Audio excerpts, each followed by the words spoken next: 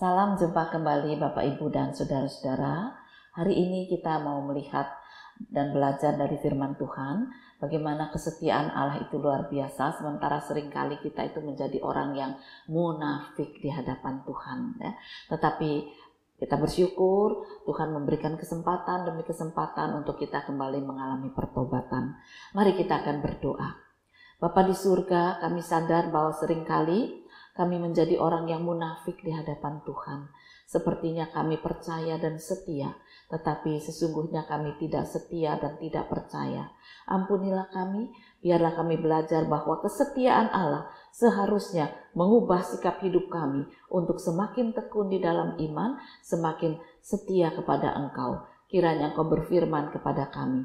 Berkati hamba-Mu supaya dia dilayakkan memberitakan firman kehidupan. Inilah doa kami dalam nama Tuhan Yesus Kristus. Amin. Jika demikian, apakah kelebihan orang Yahudi? Dan apakah gunanya sunat? Banyak sekali, dan di dalam segala hal. Pertama-tama, sebab kepada merekalah dipercayakan firman Allah. Jadi bagaimana jika di antara mereka ada yang tidak setia? Dapatkah ketidaksetiaan itu membatalkan kesetiaan Allah? Sekali-kali tidak. Sebaliknya, Allah adalah benar dan semua manusia pembohong. Seperti ada tertulis, supaya engkau ternyata benar dalam segala firman-Mu dan menang jika engkau dihakimi. Tetapi jika ketidakbenaran kita menunjukkan kebenaran Allah, apakah yang akan kita katakan? Tidak adilkah Allah? Aku berkata sebagai manusia, jika Ia menampakkan murkanya? Sekali-kali tidak. Andai kata demikian, bagaimanakah Allah dapat menghakimi dunia? Tetapi jika kebenaran Allah oleh dustaku semakin melimpah bagi kemuliaannya, mengapa aku masih dihakimi lagi sebagai orang berdosa? Bukankah tidak benar fitnahan orang yang mengatakan bahwa kita berkata, marilah kita berbuat yang jahat, supaya yang baik timbul daripadanya? Orang semacam itu sudah selayaknya mendapat hukuman. Bapak Ibu dan Saudara-saudara, Roma pasal 3 ayat 1-8 itu mengungkapkan bagaimana orang Yahudi itu merasa punya kelebihan, tetapi mereka sebetulnya adalah orang-orang yang bodoh karena menganggap adat istiadat budaya itu lebih unggul daripada kasih setia Tuhan. Dan ternyata surat Roma menjelaskan itu salah. Yang betul bukan karena sunat, bukan karena adat istiadat, tetapi karena kasih karunia Tuhan. Kamu itu bisa mendapat kehidupan yang benar, hidup yang baik, hidup yang diberkati oleh Tuhan. Ya. Jadi bagaimana mereka tidak setia, karena mungkin mereka juga tidak pernah belajar untuk mengenal Allah mereka dengan baik. Mereka cuma hidup karena adat istiadat. Mereka punya Yahweh, dan mereka menjalani sesuai dengan peraturan-peraturan ahli-ahli agama, hukum Taurat dan sebagainya. Tapi mereka tidak mencoba mendalami apa artinya belajar mengenal Allah yang hidup dalam Yesus. Nah, Bapak Ibu dan Saudara-saudara, Seringkali kita juga iri ya, orang Israel itu kok sampai sekarang masih diberkati. Itulah kesetiaan Allah. Janji Tuhan tetap dipegang walaupun mungkin sedikit sekali dari orang Israel yang mau terima Yesus. Tapi toh Yesus tetap mengasihi. Nah, kita yang menerima Yesus kadang-kadang kita berpikir, kenapa ya kita yang sudah terima Yesus kok kita nggak diberkati? Hidup kita masih susah, hidup kita penuh persoalan. Nah, jangan kita bandingkan seperti itu. Tetapi mari kita melihat bahwa di tengah pergumulan umatnya, Tuhan Yesus tetap setia. Itu yang patut kita jadikan pegangan dan kekuatan.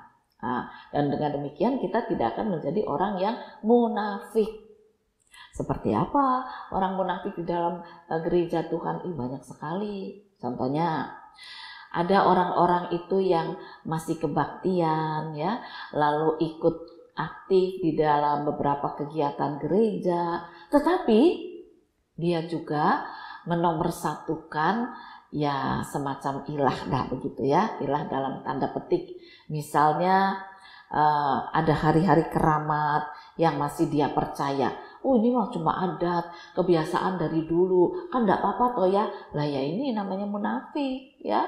Jadi dia mengaku percaya tetapi dia menjalankan adat istiadat dan kemudian yang tidak sesuai dengan iman Kristen. Tidak boleh melakukan sesuatu pada hari tertentu, tidak boleh makan sesuatu pada hari tertentu, harus menyimpan ini, harus menyimpan itu di dalam rumah, di dalam tasnya, dalam dompetnya. Masih banyak orang Kristen seperti itu. Ini dari orang tua, ya. Kan dari tanteku kan maksudnya baik ya, tak masukin aja. Aku sih nggak percaya. Lah kalau nggak percaya dibuang. Kenapa dibawa-bawa? Inilah kemunafikan. Kenapa? Karena bagaimanapun dia masih percaya, oh aku hormat sama tante. Hormat benar, hormat boleh. Tetapi tidak berarti apa yang diberikan bertentangan dengan iman itu harus ikut dengan kita. Kita harus berani mengatakan, ya saya berterima kasih, tetapi saya punya kekuatan tersendiri. Jadi saya tidak bisa menerima jimat-jimat seperti ini. Oh, kamu sok Kristen, bukan sok. Tetapi memang saya adalah orang Kristen. Saya percaya pemeliharaan Yesus. Susah dan senang, Tuhan Yesus tahu. Kalaupun saya tidak membawa jimat ini lalu saya banyak persoalan, bukan berarti karena saya tidak membawa jimat. Tetapi karena saya dikuatkan, dimampukan untuk menghadapi berbagai macam persoalan. Nah, seharusnya kita berkata begitu. Bukan kemudian kita menjadi orang munafik dengan mengatakan, oh ya, coba itu dibawa ya. Mungkin kita nggak seberat-berat ini ya masalahnya. Karena dikasih kita nolak, mungkin jadi berat masalahnya. Ini orang-orang yang tidak percaya. Contoh lain, ketika sakit. Ketika sakit, ada orang-orang yang mempercayakan kesembuhannya pada Tuhan melalui obat-obatan para medis, dokter, dan seterusnya begitu ya. Tapi kalau nggak sembuh-sembuh, kemudian boleh nggak yang lain? Selama itu ciptaan Tuhan, selama itu adalah alam, dalam arti tumbuh-tumbuhan, herbal, mungkin masih bisa. Tetapi kalau sudah dengan cara-cara yang agak nyeleneh itu ya mungkin itulah wujud dari ketidakpercayaan yang dinyatakan dalam kemunafikan. Oh, saya percaya Yesus, tetapi merendam batu. Ya, wah, batu ini katanya punya mujizat. Mujizat apa? Apakah batu itu, setiap batu mengandung mineral? Mungkin benar. Tetapi apakah dari mineral itu membawa kesembuhan? Itu yang harus dipertanyakan. Jadi batunya dapat dari mana? Ya, dari orang pintar. Nah, itu udah pasti tidak benar. Ya. Tetapi kalau Anda katakan, loh batu ini mengandung mineral dan sudah dites, sudah diuji, katanya kalau direndam air bisa, nah silakan. Dalam arti Anda percaya bahwa ini ciptaan Tuhan tanpa memakai orang-orang pintar dalam tanda petik mereka belajar ilmu gelap. Kalau orang-orang pintar belajar berdasarkan penelitian, itu masih bisa dipertanggungjawabkan. Itu pun memang tidak semuanya bisa kita kita percayai begitu saja ya. Tapi paling tidak kita tidak lagi memakai adat istiadat, kuasa-kuasa lain di luar kuasa Yesus Kristus. Ya, misalnya begitu. Kemudian ada juga orang-orang yang mencari pekerjaan. mencari jodoh gitu ya. Nah, dalam rangka cari jodoh kok ya susah banget, sudah dikenalkan sana, sudah dikenalkan sini, kayaknya ada pintu yang tertutup. Dah, kita minta didoakan. Ya kalau minta didoakan sama para pendeta boleh. Nah, pendetanya nggak mempan kok sudah doa nggak dapat jodoh. Jadi ya kita minta didoakan oleh yang lain supaya dibukakan. Apa sih dibukakan? Pintu dosa dibukakan benar. Ternyata benar dapat jodoh, tapi bukan orang Kristen tuh. Nah itu, ya, cuma dia orangnya baik, dia orangnya ramah, dia orangnya telaten, dari keluarga juga baik, dari keluarga mampu. Apa salahnya? Nah, munafiknya mulai keluar lagi ya. Mengandalkan Yesus tetapi juga melihat hal yang lain. Disinilah kita perlu mewaspadai diri kita bahwa tidak jarang kita bersikap seperti orang Israel, dan itu sangat tidak disukai oleh Tuhan Allah kita. Dia sangat setia. Oleh karena itu mari kita hargai kesetiaannya. Kalaupun kita susah, kita tuh diberi kekuatan untuk tetap berjalan dalam kesusahan itu, dan itu bukan karena kekuatan kita, karena kesetiaan Tuhan yang memimpin kita. Akhirnya toh kita bisa menyelesaikan kesusahan itu dan kita bisa menjadi bertambah kuat. Itulah fakta, kesetiaan dari Tuhan. Bukan karena kita tidak kuat lalu kita pindah dan tetap menjadikan Tuhan itu sebagai kekuatan kita jadi double-double, tidak. Ya bukan begitu. Tapi kita tetap percaya dalam segala perkara aku diberi kekuatan oleh Tuhan.